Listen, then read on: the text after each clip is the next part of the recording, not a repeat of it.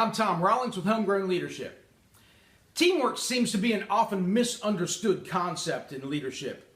When we discuss teams, it's often defined as a group of individuals working together toward a common goal. And I think at its base, at its root, that's probably an accurate description of teamwork. But real teamwork, successful teamwork, goes far beyond that. I know of pastors who will say that they have a team of individuals, and what they really have is just a group of people. It's not really a team. To have a team, a real team, there has to be a couple of things in place. Number one, you have to have the right people on the team. Now, I'm a football fan, so I use football as an analogy for teamwork in a lot of my discussion about teams. I don't mind going to a baseball stadium and watching baseball in person. I love the crowds, and I'll watch a whole game and even pay attention to it. But on TV, baseball's just a little slow for me. I'm just waiting for something to happen while they're waiting to pitch. Basketball's a little too fast. They're down at this end of the goal, and they've made a goal down at this end of the court, and they're already back down at this end while I'm still up here celebrating this end. So basketball's a little too fast, baseball's a little too slow, but for me, football is just right. I love football. When we're discussing teamwork, if you're a football fan at all or know anything about football, what would a football team look like if it were made up entirely of Tom Brady? And see, that's what we do when we put together as a team. Quite often as leaders, when we're looking for individuals to be part of a team, what we do is we pick people who are just like us. We pick people who think like us. They tend to think the same way we do. They problem solve like we do. And the problem with that is they think like we do. They problem solve like we do. There's no diversity. There's no outside the box thinking. There's no creativity. There's no innovation beyond what we can decide for ourselves, what we can discover. When putting together a team, we need to have the right people on the team. Just having a group of individuals is not enough. They have to be the right people. We have to have a diverse set of people on our team. People who think differently than we do. People who can fill in the gaps for our weak areas of thinking.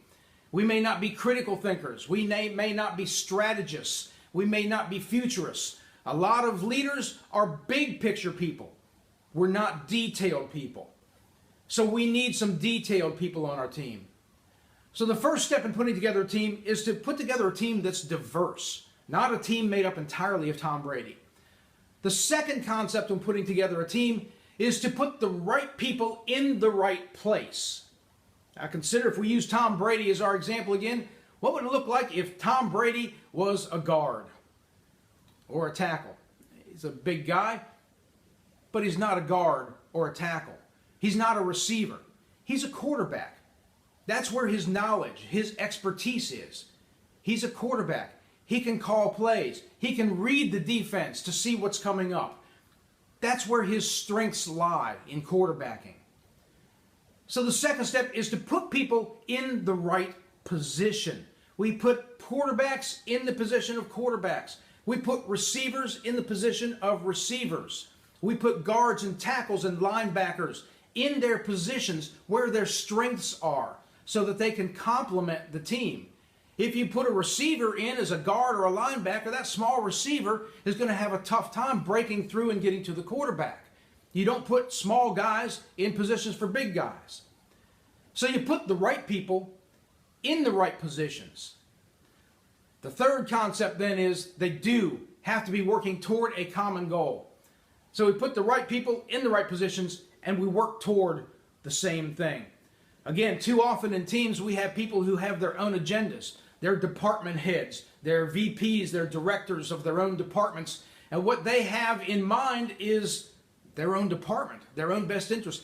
What they're thinking is, how does this benefit me? How does this benefit my department? And we have to move beyond that when we're talking in teams. We have to move beyond just me and myself and my department and my people, and we have to look at the broader picture of how can I contribute to the overall vision of the company?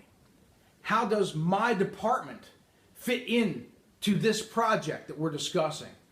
How can my people complement what we're trying to achieve here and look at a global picture.